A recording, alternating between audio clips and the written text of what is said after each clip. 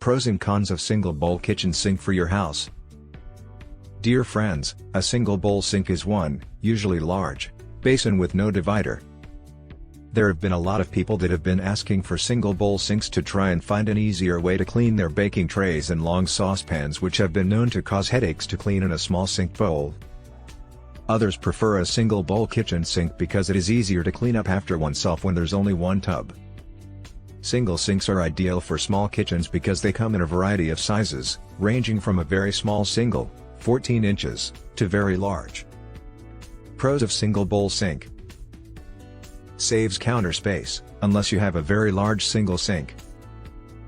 Tends to be roomier, so there is plenty of space to hand wash large pots and pans. Comes in a variety of sizes from very small to very large. Ideal if you have a small kitchen or are limited on space. Large, deep single bowl allows you to stack up dirty dishes until you're ready to wash them.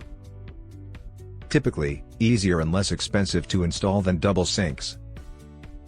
Less expensive than double sinks, on average.